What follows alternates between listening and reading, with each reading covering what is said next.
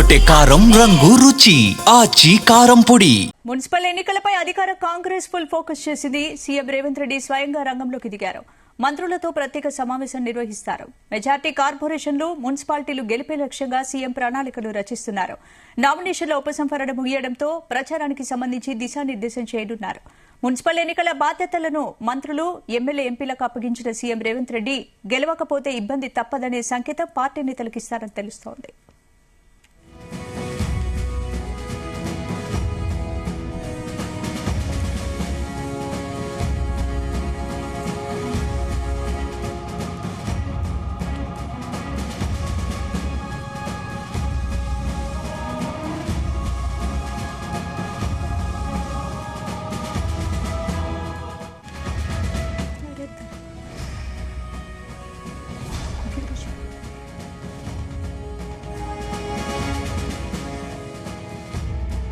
ఇదే అంశానికి సంబంధించి పూర్తి అప్డేట్స్ మా బ్యూరో చీఫ్ నరేందర్ సచివాలయం నుంచి లైవ్ లో అందిస్తారు. నరేందర్. రైట్ స్పందన, మరి కాసేపట్లో ముఖ్యమంత్రి రేవంత్ రెడ్డి మంత్రులతోనూ అదేవిధంగా ఇన్ఛార్జీలతోనూ కూడా సమావేశం కాబోతున్నారు. ఇందులో ఎంపీలు, పలువురు ఎమ్మెల్యేలు కూడా హాజరయ్యే అవకాశం కనిపిస్తోంది. జూబ్లీహిల్స్లో తన కార్యాలయంలో సమావేశం ఉంటుంది. ప్రధానంగా ఒకే ఒక ఎజెండా ఏంటంటే కార్పొరేషన్ ఎన్నికలు కానీ అదేవిధంగా మున్సిపల్ ఎన్నికలకు సంబంధించినటువంటిది గడువు మూసింది. దాని తర్వాత విత్డ్రాకు సంబంధించి కూడా అయిపోయిన నేపథ్యంలో ఇవాళ ఇక రేపటి నుంచి ఎన్నికల ప్రచారం సీఎం చేయబోతున్నారు. రేపు మిర్యాలగూడ నుంచి ప్రారంభమవుతుంది. దాని తర్వాత చొప్పదండి ఉంటుంది. ఇట్లా వరుసగా కరీంనగర్, ఉత్తర తెలంగాణతో పాటు దక్షిణ తెలంగాణలో కూడా ఆయన ఎన్నికల ప్రచారం కొనసాగే అవకాశం ఉంటుంది. మొత్తానికి రేపటి నుంచి 9వ తేదీ వరకు ఎన్నికల ప్రచార షెడ్యూల్ సీఎం ఉన్న నేపథ్యంలో అక్కడ ఏర్పాట్లు, అదే సమయంలో బీఫామ్ కూడా ఇవాళ ఇచ్చేటువంటి టైం కూడా అయిపోయింది కనుక ఇక జరగాల్సింది ఏంటంటే పూర్తి స్థాయిలో ఎన్నికల ప్రచారంలో ఎవరు రెబల్స్ లేకుండా చూసుకోవడం. అదే సమయంలో అక్కడ ఎవరు కూడా ఒకవేళ రెబల్గా ఎవరైనా పోటీ చేసినా కూడా వారికి ఎట్టి పరిస్థితుల్లో భవిష్యత్తులో సపోర్టు ఇవ్వకుండా చూడడం. అదే సమయంలో ఇప్పుడు బుజ్జగించి ఒకవేళ ఎవరైనా విత్డ్రా అయిందో వాళ్ళందరికీ కూడా భవిష్యత్తులో పదవులు ఉంటాయి. పార్టీ పదవులు కావచ్చు, అదేవిధంగా ఈ కార్పొరేషన్ సంబంధించినటువంటి పదవులు కూడా ఇంకా భర్తీ కావాల్సి ఉంది. దాదాపు ఏప్రిల్కు 70 దాకా ఖాళీలు అవుతున్నటువంటి నేపథ్యం కూడా ఉంది. 65 నుంచి 70 దాకా కార్పొరేషన్ చైర్మన్లు కనుక అవి ఇద్దామన్నటువంటి భరోసా కూడా ఇప్పటికే కాంగ్రెస్ అధిష్టానం నుంచి కూడా ఒక సూచన కూడా చేసింది. ఎందుకంటే మున్సిపల్ ఎన్నికలు చాలా ప్రతిష్టాత్మకంగా కాంగ్రెస్ పార్టీ, అధికార పార్టీ తీసుకున్నటువంటి నేపథ్యంలో మనం చూస్తున్నాం. మొత్తం మున్సిపాలిటీలో దాదాపు 100 సీట్ల దాకా గెలుచుకోవాల్సిన అవసరం ఉందని కూడా సీరియస్గా దిశానిర్దేశం చేస్తున్నటువంటి పరిస్థితి కూడా ఉంది. నిన్న రావడంతో సీఎం రేవంత్ రెడ్డి అబ్రాడ్కి నుంచి వచ్చిన తర్వాత నిన్న మధ్యాహ్నం సమావేశం కూడా ఏర్పాటు చేశారు. జూమ్ మీటింగ్ మీనాక్షి నటరాజన్తో పాటు అదే సమయంలో పార్టీకి సంబంధించినటువంటి మహేష్ కుమార్ గౌడ్ కానీ, జిల్లా ఇన్ఛార్జీలు కానీ, పలువురు మంత్రులు, సీనియర్లతో కూడా నిన్న జూమ్ మీటింగ్ కూడా జరిగింది. నిన్న కూడా రెబల్స్ విషయంలో కానీ అదేవిధంగా గెలిపే లక్ష్యంగా ఎవరెవరికి ఎలాంటి బాధ్యతలు అప్పచెప్పాలి, ఎక్కడ కూడా నిర్లక్ష్యం చేయకూడదు అనే మీద కూడా నిన్న దాదాపు 1-2 గంటల సేపు దాకా జూమ్ మీటింగ్ జరిగింది. తర్వాత ఈ రోజు కూడా చాలా కీలక సమావేశం ఉంటుంది. ఈరోజు 6-6:30కు సమావేశం స్టార్ట్ అవుతుంది. 8-8:30 వరకు కూడా కొనసాగే అవకాశం ఉంటుంది.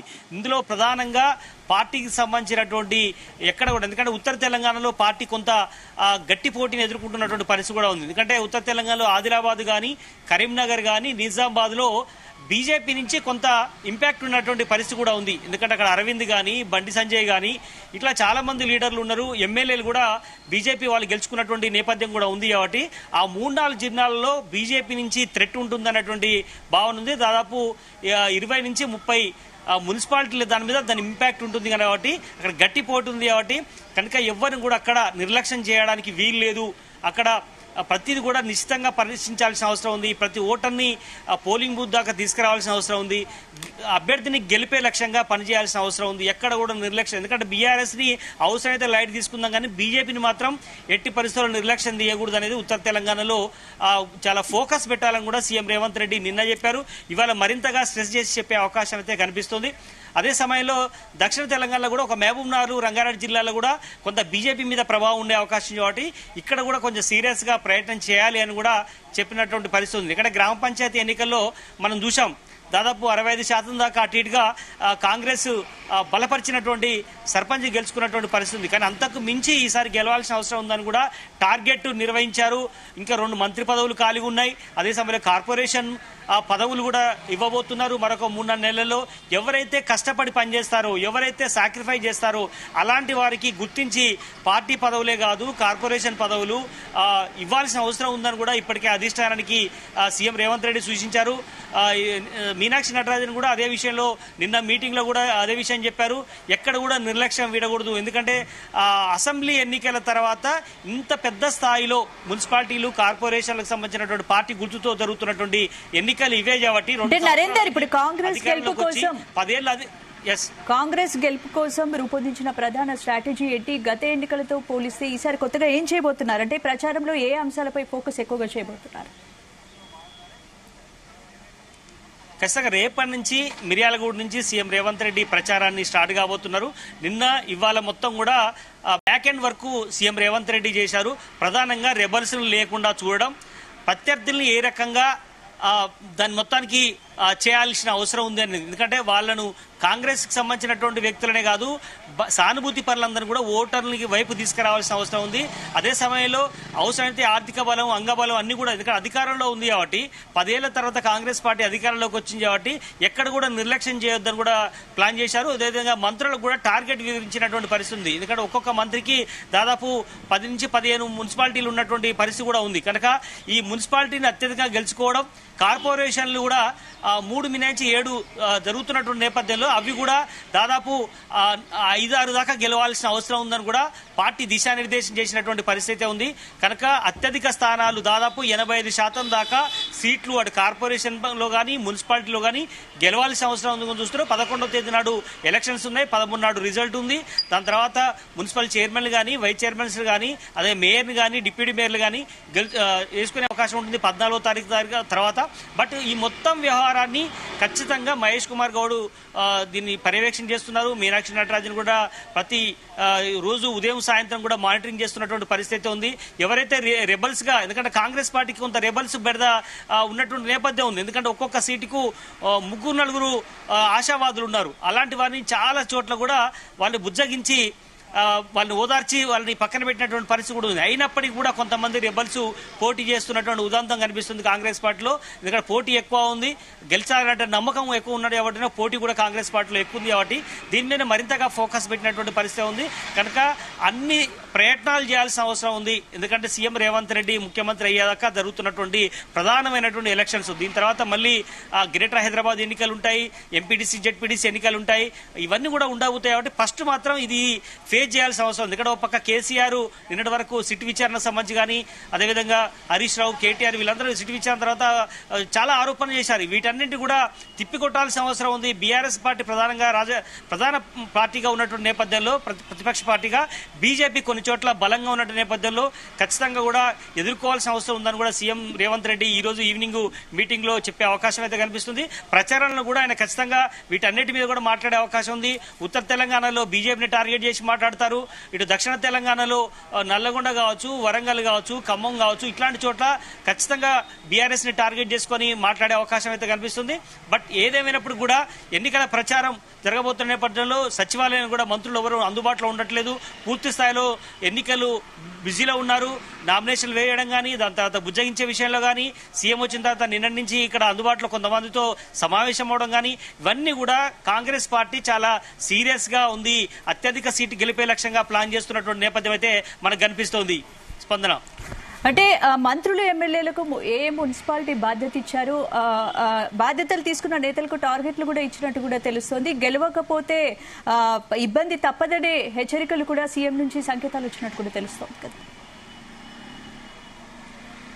ఎస్, ఎందుకంటే కొంతమంది మంత్రుల మీద కొంత నిరాశ నిస్పృహలు కావచ్చు, లేదంటే కొంత అసంతృప్తి కావచ్చు.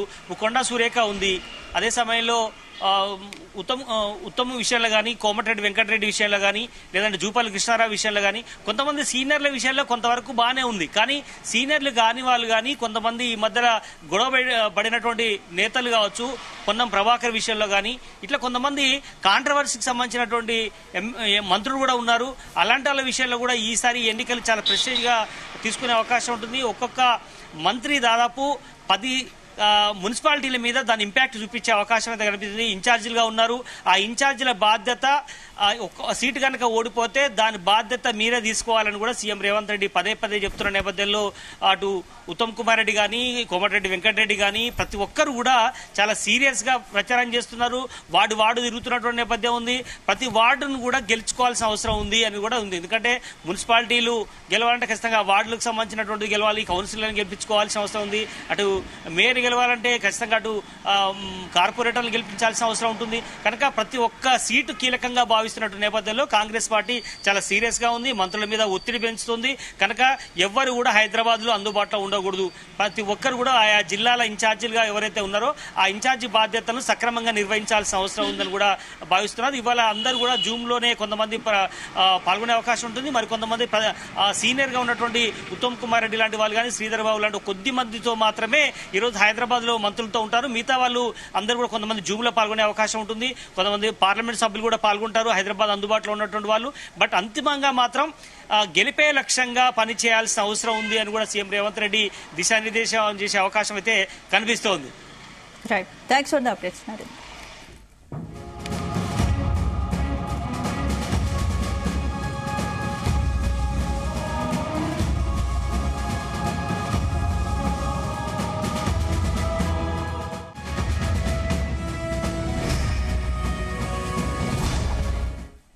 గుమగుమల వంటలే